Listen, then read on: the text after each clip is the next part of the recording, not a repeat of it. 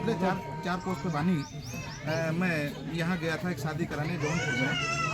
तो जब जौनपुर में गया ठीक है, तो वहाँ उसको कहते हैं बर घेरवा। क्या कहते हैं? बर घेरवा कहते हैं। तो एक साहब ये ईसाई है, मतलब वही थाने में, तो वो लेकर गए थे अब इस समय पटंगा में। तो बर घेरवा एक नया शब्द में मिला, लेकिन भाव वही। ये बरछकाई क्या है? हमारे लोगों को नहीं मालूम। एक बार प्रेम से बोलो संत रविदास भगवान की, भगवान बुद्ध की करुणा।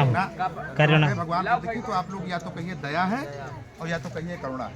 अरे आओ ले जाओ यार, जय नहीं बोलना है। भगवान बुद्ध की करुणा हो, भगवान बुद्ध की करुणा हो। बाबा साहब अमर रहे, अमर हैं, रहे नहीं, अमर है, अभी भी अमर है। रहे का मतलब कल की बात हो, केवल शब्द का फेर है। बाबा साहब की जब बात हो तो वो अमर हैं और अमर रहे, ठीक है, दोनों बातें हैं।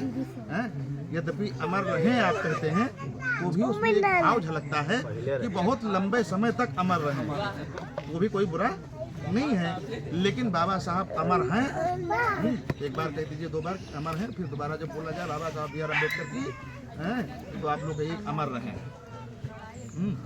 तो बाबा साहब डॉक्टर भीमराव अम्बेडकर अमर रहे, बाबा साहब भीमराव अम्बेडकर अमर रहे, बाबा साहब भीमराव अम्बेडकर अमर रहे। संत सिमड़ी गुरु रविदास भगवान की जय। उनकी जय बोल सकते हैं, क्योंकि उनकी जय जयकार काशी में हुई थी। जो वहाँ के राजा वीर सिंह थे, तो उन्होंने संत सिमड़ी गुरु रविदास जी को अपने सिंहासन पर बिठाकर उनका चरण पखारा था, उनकी चरण वंदना की थी और उन्हें पालकी पर बिठाकर पूरे काशी नगर में घुमाने का काम किया था। हमारे लोगों को ये कथा नहीं मालूम। हमारे लोगों को सिर्फ इतना मालूम है, मन चंगा तो कठौती में करना, जबकि ये सरासर झूठ है। क्या है? झूठ। ये सरासर झूठ है, क्योंकि संत सिमड़ी गुरु रविदास जी महाराज के पूज्य पिताजी संतोष उर्फ राहु जी, वो उस समय जो सरकार थी, उस समय जो राजा थे, उनके महाधिवक्ता थे। क्या थे? महाधिवक्ता थे। जैसे आज की गवर्नमेंट। और ये बात भक्तमाल नाम की एक पुस्तक है, उस पुस्तक को आप मोबाइल पर सर्च करके पढ़ सकते हैं। पहला सबूत। दूसरा सबूत गुरु